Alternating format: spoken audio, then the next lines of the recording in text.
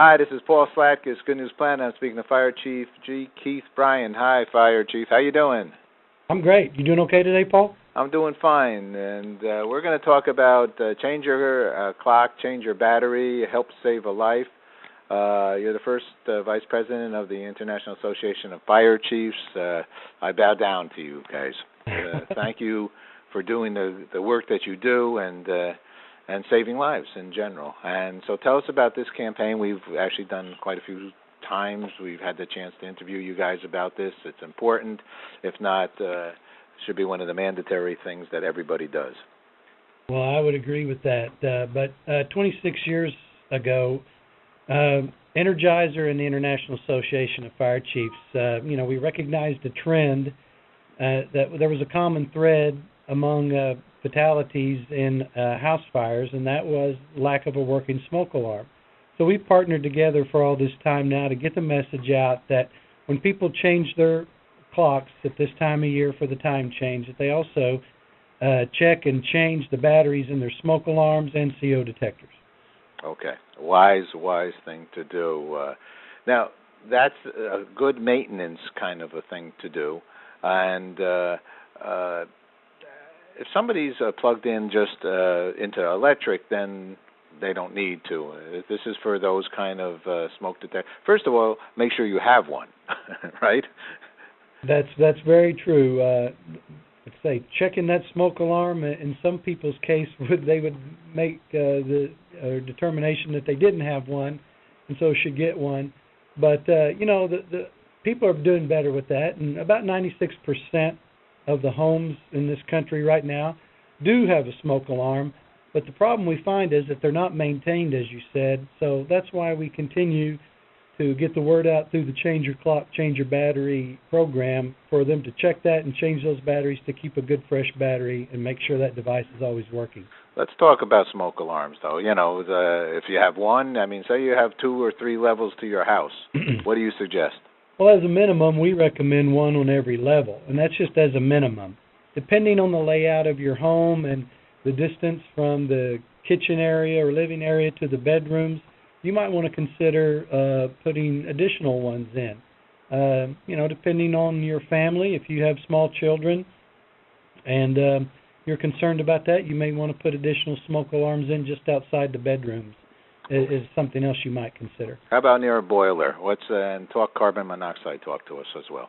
Well, again, around a boiler or heating equipment that might produce carbon monoxide, then we would also recommend carbon monoxide detectors.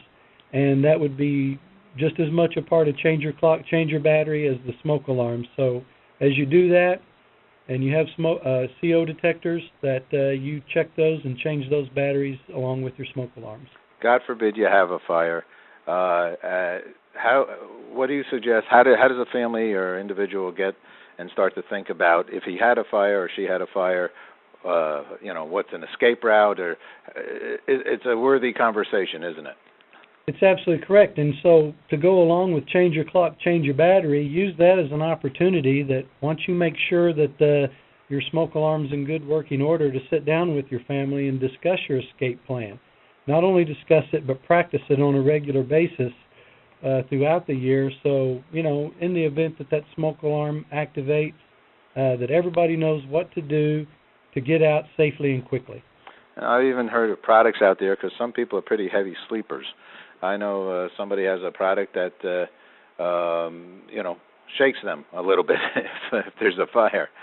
A lot of people have spent a lot of time thinking about this because I remember the head of the Red Cross once telling me that probably 90% of what they do is they deal with home fires and business fires. That's absolutely true. The Red Cross, people think of them in large-scale disasters, but really day in, day out, they respond to home fires in communities all over the country, assisting people that have experienced a fire. So, the technology, as you mentioned, on smoke alarms is advancing all the time, and so we see some now that instead of an alarm type sound, you can actually record a voice message so that maybe small children would recognize the voice of their parent and they would respond better to that than just a shriek type of an alarm. Also, as you mentioned, for people that are hearing impaired, now that they're having them that actually cause a vibration or a shake in the bed or under their pillow to alert them that they need to get out. All righty.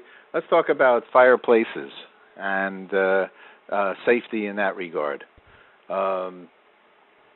Check your chimney to begin with. Sure. I mean, again, a chimney is something that needs to be maintained just like any other area of your home.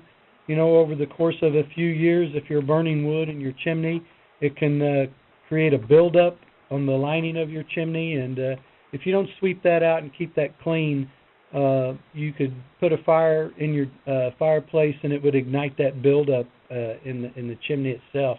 But not only fireplaces, but any other appliance or equipment, space heaters, for example, that are used for heat. We have to be super careful with those. Make sure combustibles are kept away from fireplaces, space heaters, other heating equipment, and make sure that they're in good working order. Would you agree with me when I say if you leave your house and you have a space heater, unplug it, turn it off, or do whatever? That's the safest method. I know a lot of people that would probably prefer to keep those on so their house is warm when they get back to it, but especially in the case of space heaters, you just never know. So, again, the best and safest thing to do is make sure that they're disconnected and turned off if they're unattended. What is carbon monoxide? Well, we refer to carbon monoxide as the silent killer because the difference between that and smoke is that you can see smoke, you can smell smoke, but not the case with carbon monoxide. It's colorless, odorless, and tasteless, so it may be building up in your home, and you may not be aware of it, which emphasizes the importance of making sure you have a carbon monoxide detector and making sure that your fuel-powered heating devices and appliances are checked on a regular basis and not producing carbon monoxide.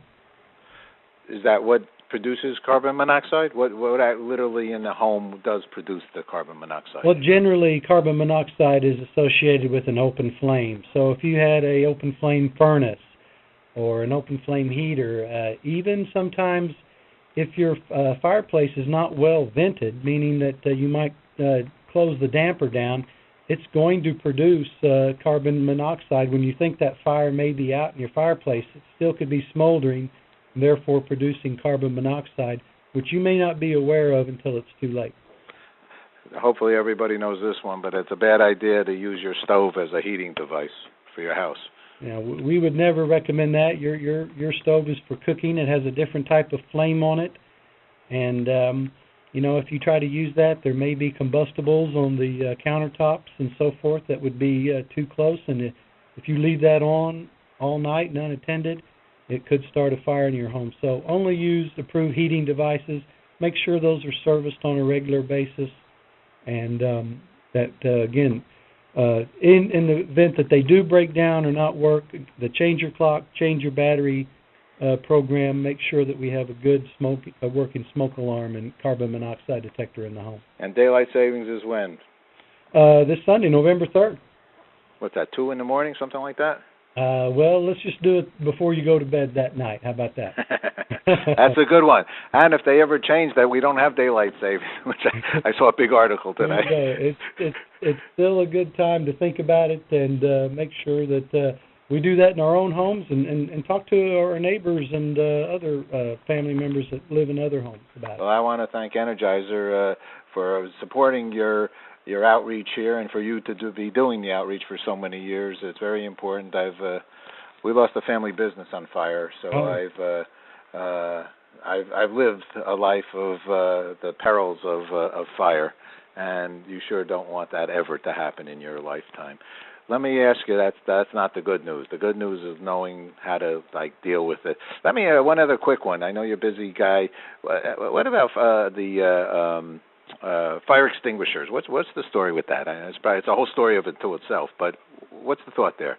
Well, we do recommend that people have a fire extinguisher in their home, but that's something that they have to be very, very careful about. A lot of people make the mistake sometimes that if fire is beyond the point where they can control it with that extinguisher, that just creates a delay in notifying the fire department so they can get there and fight that fire. So very small fires, stovetop fires, things of that nature, yes, you can use a fire extinguisher, but the best thing to do is make sure that you have that working smoke alarm, that CO detector. If it activates, get out. Do not try and investigate or fight that fire yourself. Call 911, get the fire department there as soon as possible, and we'll be glad to do our best to help you with that. And you guys always do that. Last question, what's good news for you? Good news for me? Yes. Is that we get to everybody, that everybody this weekend will heed our advice and share that with others to change your clock and change your battery and make sure that you have that working smoke alarm in your home, because it's one of the most simplest, inexpensive things you can do to provide that level of safety for you and your family.